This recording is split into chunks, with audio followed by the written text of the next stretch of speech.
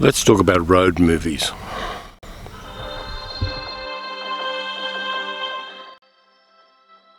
I love taking random road trips.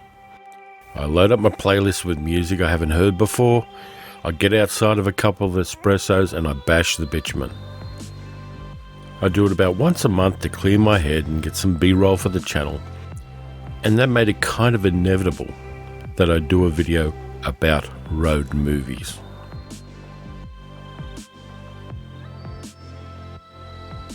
Road trips are a protean template for movies. They're about movement, they're about the journey, and rarely is the destination the one anticipated by the characters. Let's get started.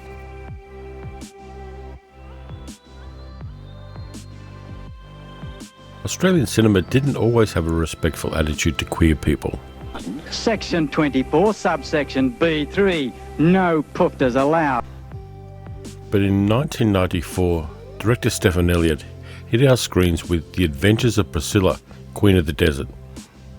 A movie where, like a lot of other movies, the titular character is a vehicle. Priscilla is the bus carrying two drag artists, Mitzi Del Bra, played by Hugo Weaving, and Felicia Jollygoodfellow, played by Guy Pearce, and a trans woman cabaret performer, Bernadette Terence Stamp.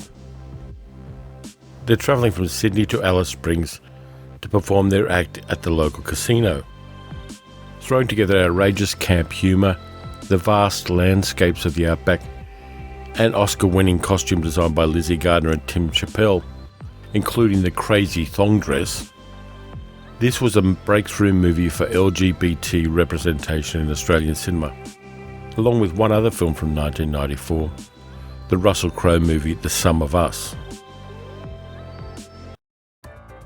Sam Peckinpah's movies aren't for everybody, but this one is one of the two best movies he ever made, the other one being The Wild Bunch, though I also have a fondness for The Killer Elite, but that's the end of that digression.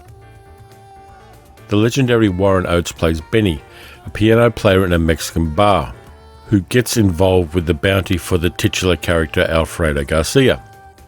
His girlfriend Alita, played by Isela Vega, gives him a tip that Garcia died in a car accident and is buried in a cemetery nearby. For the bounty, Benny digs up and decapitates Garcia, taking his head on a road trip to get the bounty from the local crime lord El Jefe. There's a fatalistic romanticism to Peckinpah's movie. Benny's road trip is a journey through and to hell, and Warren Oates was never better. The film's not for everybody, as I said, but it is an unforgettable viewing experience. Forget the Burt Reynolds Cannonball Run movies. This is the original film based on the car race across the USA that a bunch of lunatics did in the 1970s. Produced by Roger Corman's New World Pictures, it's directed by the legendary Paul Bartel, who also gave us Death Race 2000 and Eating Raoul. It stars David Carradine as Coy Buckman, a crazily skilled driver. He's supported by a checklist of New World Pictures alumni: Mary Woronov, Belinda Balaski, cult movie god Dick Miller, Archie Hahn, Joe Dante, Alan Arkush, and Roger Corman himself. The Cannonball Run had big-name celebrity cameos, but for me, Cannonball is cooler. It even has better cameos. Sylvester Stallone and Martin Scorsese turn up in this one. Cannonball is an old-school indie exploitation road movie, and that always hits my nostalgic sweet spot.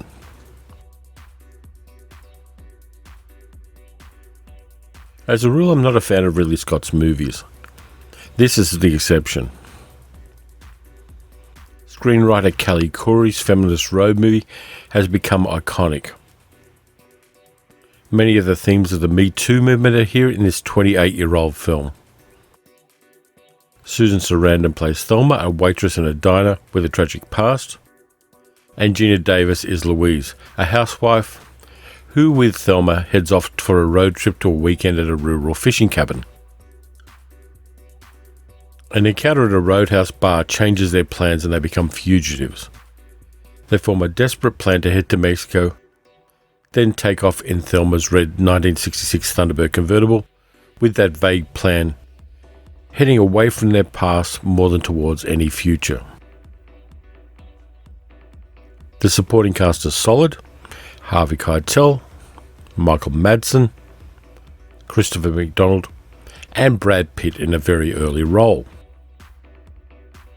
Scott brings an outsider's eye to the places and landscapes of Utah and California. Sarandon and Davis have perfect rapport as Thelma and Louise, and being women in 1990s Hollywood, they were undoubtedly familiar with the evil that men do. Coming 2 years after The Summer of Love, Dennis Hopper's story of Wyatt and Billy travelling across America on their choppers was an iconic image of my childhood. These two men searching for America passed through failing hippie communes, hostile southern towns full of pig-eyed white people, and a nation divided. That divided nation gives Easy Rider a modern feeling. Using music to enhance the point, this is the movie that launched Steppenwolf's Born to Be Wild as a cinematic go-to track whenever a character is dramatically moving from A to B. But Easy Rider did it first and did it best. It also launched Jack Nicholson's career after he spent more than a decade in small roles in mostly B movies. Easy Rider tells us that freedom is difficult, that some people are scared of it to the point of violence, and that it can easily be compromised. The price of Wyatt and Billy's freedom is the drug deal they do at the start of the film to finance it, and in the way the movie ends. It remains high on my pantheon of road films because it takes a snapshot of a moment in a cultural history, and it gives us the very wise advice never to drop acid in a cemetery in New Orleans. While I'm talking about cultural history, this adaptation of John Steinbeck's novel is also very timely now.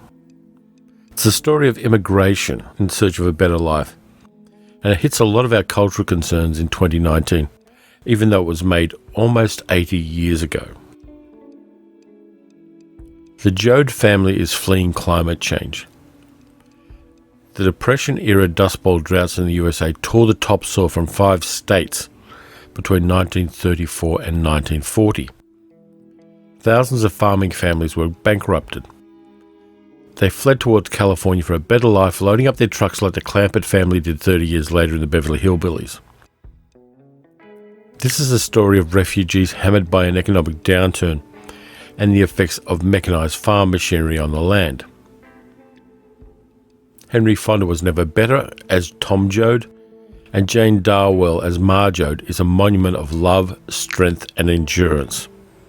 It's a movie that when I rewatched it made me angry about some aspects of the modern world, and it should.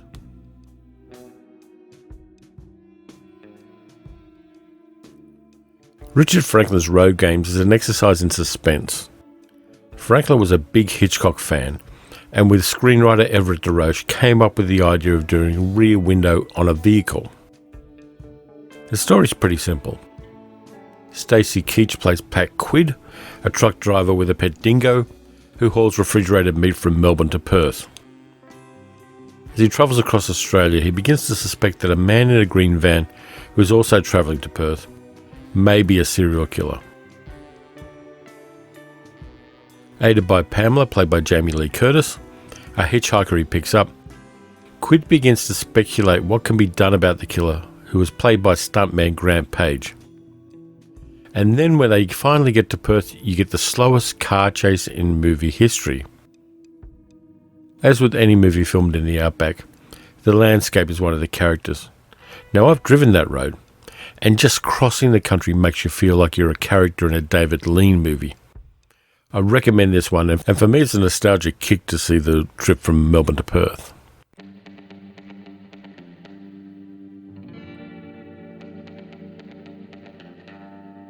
In the late 1950s and early 1960s, director Bud Bedicker made 7 westerns with aging cowboy actor Randolph Scott.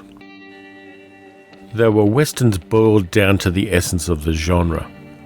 With fairly low budgets and very tight plots and fairly short running times, they are hidden gems of the genre.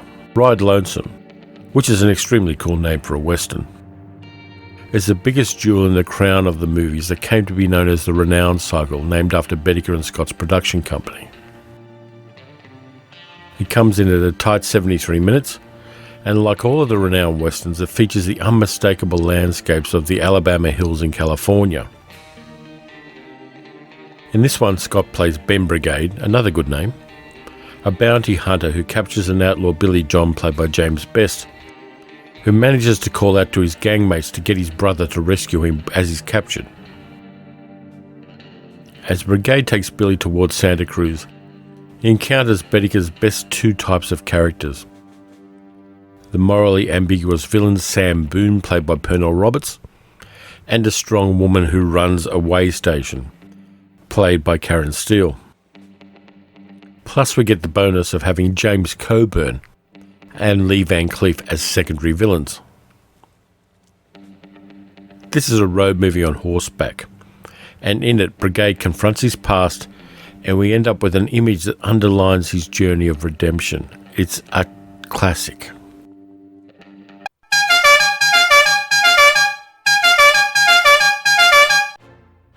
Italian director Dino Risi's magnum opus has a simple premise. Vittorio Gassman plays a brash, exuberant 40-year-old man, Bruno, who meets a shy and repressed law student, Roberto, played by Jean-Louis Trintignant, and takes him out for a drink to thank him for the use of his phone. This evolves into a 2-day road trip through Livorno and Tuscany in Bruno's Lancia Aurelia convertible on a public holiday weekend. Il Sorpasso charts Italy's change from a predominantly rural, agricultural and family-based society to a city-based individual society. With a background of Italian pop songs and a great score by Riz Ortolani, we follow the growing friendship between the two men as they visit Roberto's family in the countryside and later meet Bruno's ex-wife and daughter. Both men learn to see their past differently and come to terms with it. The movie has a fantastic energy, and it's never predictable. You should really see this one.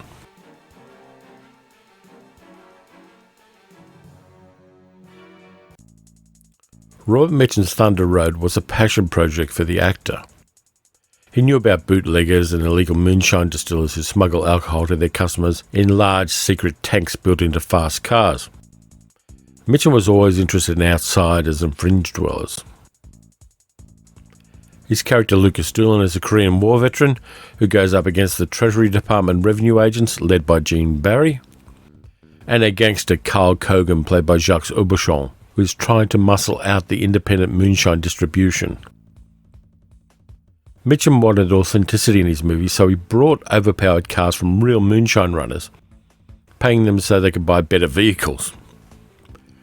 Shot on location in North Carolina, the movie has a gritty authenticity that supports some great stunt driving. This is one of the best outlaw road movies ever made.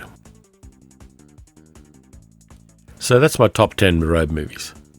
Thank you for watching. Let me know your top road movies in the comments section. And of course, please like and subscribe, and I'll see you next time.